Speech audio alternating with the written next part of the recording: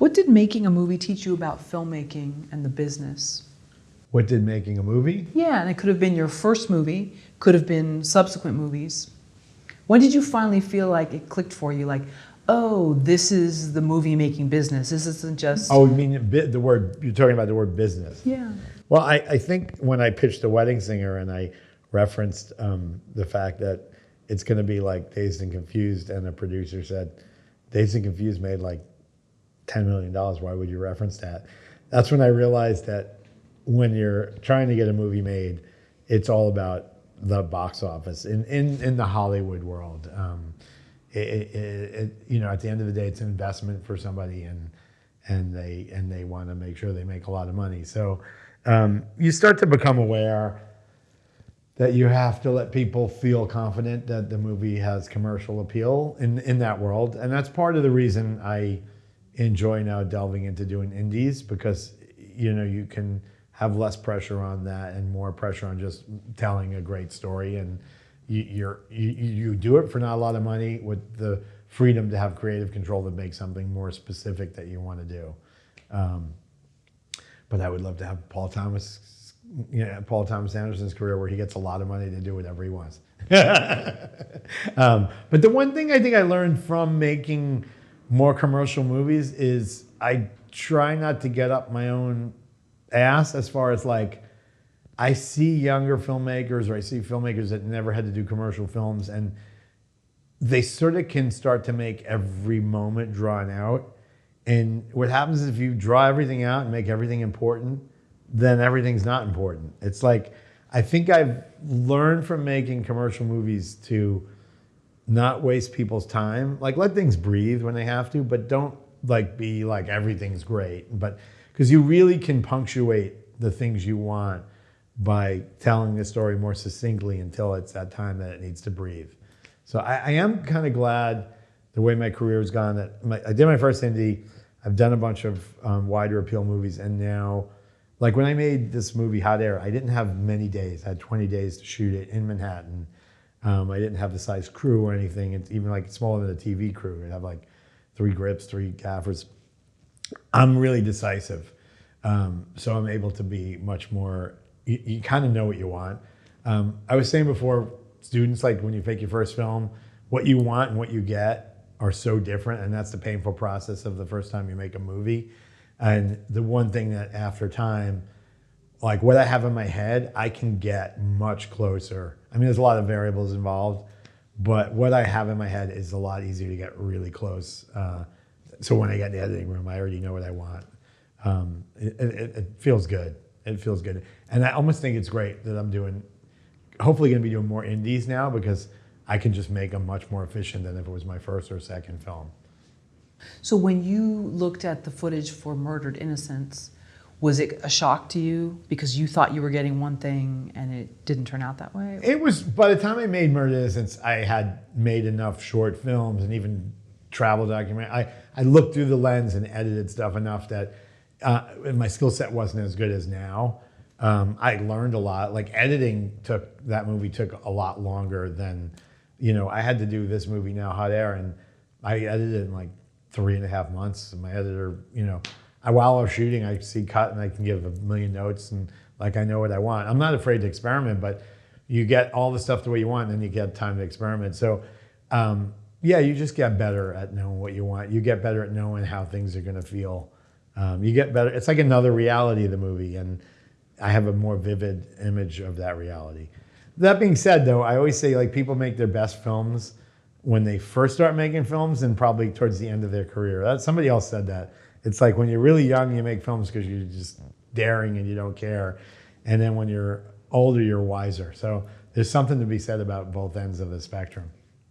Interesting. So in the middle, you think people are too busy making something and they're too worried because, is this going to get me my next job? I'm not sure of that. I hope I'm good in the middle too. Okay. But every movie, from the first one to every one I do, I don't know who has the career where they know they're definitely getting a movie. Maybe Scorsese and Spielberg, and even Scorsese has to tussle a little bit. But the good thing about being him is he can ask Leo or any great actor to be in this movie, and they're going to say yes. So. Well, that was part of the beauty of Once Upon a Time in Hollywood, was that even though this guy had what seemed like success, he was worried about getting the next one. Yeah. And the other character, Brad Pitt's character, was just, yeah, I'm good. Yeah. I'm good. Hopefully I get something, and I'll go up on a roof and fix an antenna and do these different things. But I think that was the beauty That of it. was cool. That was the cool part of that. A great contrast. So.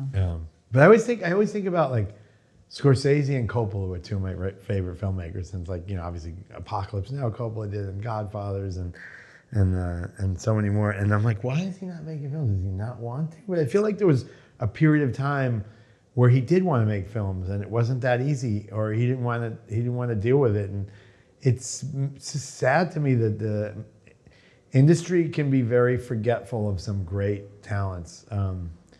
It's not always fair to some of the best. George Roy Hill was like one of my favorite filmmakers, and he did The Sting, and he did The World According to Garp, and Butch Cassidy, and somebody told me, a cab driver goes, I drove George Roy Hill home. This is going a while back. He passed away.